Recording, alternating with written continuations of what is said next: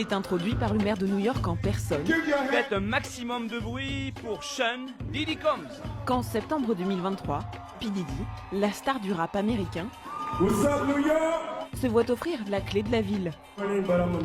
Je suis un gars de New York. J'ai cette rage de vivre, cette résilience. Je n'ai jamais abandonné parce que je suis new-yorkais.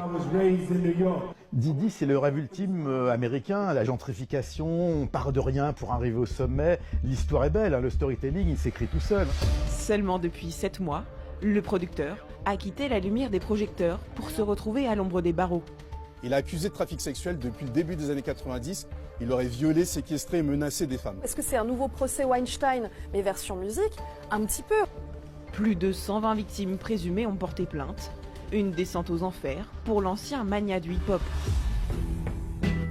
C'est en 1969 que Sean Combs, de son vrai nom, naît à Harlem, dans la banlieue de New York.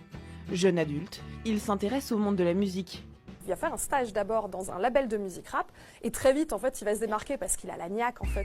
Pressé de faire ses preuves, P. Diddy décide de voler de ses propres ailes.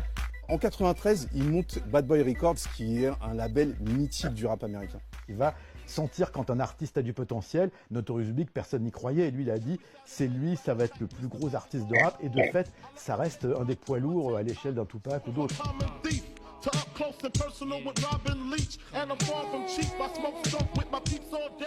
En 1997, il apparaît pour la première fois sous son nom de scène, Puff Daddy, en sortant son premier album, No Way Out. Cet album va se vendre à 7 millions d'exemplaires, ça va être un succès colossal. Et il va être porté par le titre I'll Be Missing You.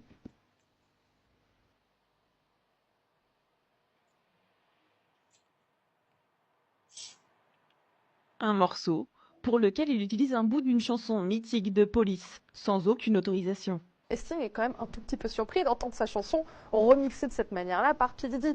Et évidemment, ils vont devoir trouver un accord, mais a posteriori de la sortie de la chanson. Une chanson qui a une importance toute particulière pour le producteur. Ce titre-là est dédicacé à son artiste et ami, Notorious Big, qui est mort 2 mois plus tôt en fait dans une fusillade.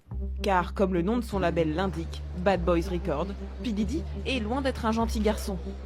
En 1999, lui et Jennifer Lopez, sa compagne de l'époque, terminent la soirée en garde à vue suite à un échange de coups de feu. Il y a une embrouille, il y a des flingues qui sortent. Diddy aurait donc donné son flingue à son garde du corps en lui disant « tu dis que c'est à toi ».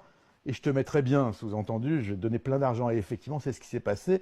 Le garde du corps a été en prison et Diddy s'en est tiré. La fusillade a eu lieu aux abords d'un club new-yorkais, car P. Diddy est aussi réputé pour aimer la fête. J'aime la fête, c'est tout.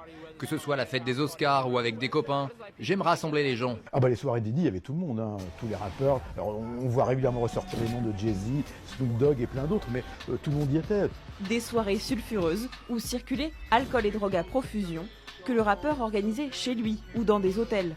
Un fort penchant pour la fête, mais pas seulement.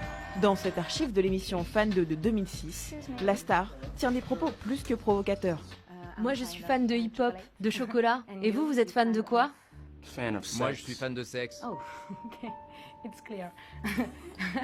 Si P. Diddy ose tout, c'est qu'à cette époque, il est au sommet de sa gloire. P. Diddy, il a évidemment le business de la musique avec lui, mais au-delà de ça, il commence déjà à développer d'autres choses. Il va développer sa marque de vêtements, il va développer des marques ou des collaborations avec des marques d'alcool. Et en fait, c'est un business à part entière. En 2017, il se vante ouvertement de sa réussite dans une pub pour sa marque d'eau minérale lancée avec l'acteur Mark Wahlberg. C'est l'histoire d'un enfant de Harlem qu'on ne voulait pas embaucher en tant que serveur. Donc vous savez ce que j'ai fait? Je suis devenu milliardaire. L'artiste semble inarrêtable jusqu'à la date du 16 novembre 2023, jour où la chanteuse Cassie Ventura porte plainte contre lui. Elle a 19 ans quand elle le rencontre, il lui dit « je vais produire ta carrière, je serai là, je serai ton tremplin, je vais t'aider ». Sauf qu'en fait, très vite, il contrôle tout et au-delà de ça, il va la soumettre à des actes sexuels avec des prostituées hommes quand elle ne le veut pas. Depuis des années, certaines soirées de Diddy auraient en fait été un haut lieu de prostitution et de trafic sexuel.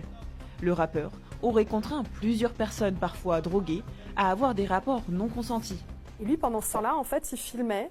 Il changeait parfois un petit peu la petite chandelle ou la petite lampe pour que la lumière soit un peu mieux. Et en fait, il créait son fantasme d'une certaine manière. Sauf que son fantasme, c'est du viol. Ces vidéos auraient été un moyen de pression pour empêcher les victimes de parler. Vu les accusations qui sont faites, je pense qu'il y a de moins en moins de gens qui ont envie de séparer l'homme et l'artiste et qui se disent le type est un dangereux, pervers, maniaque. Si pour le moment le principal intéressé nie les faits qui lui sont reprochés, il devra faire face aux 124 personnes qui ont porté plainte contre lui. Parmi elles, 25 étaient mineurs à l'époque. Son procès, qui débutera lundi prochain, promet d'être historique. S'il est reconnu coupable, P. Diddy risque la prison à perpétuité.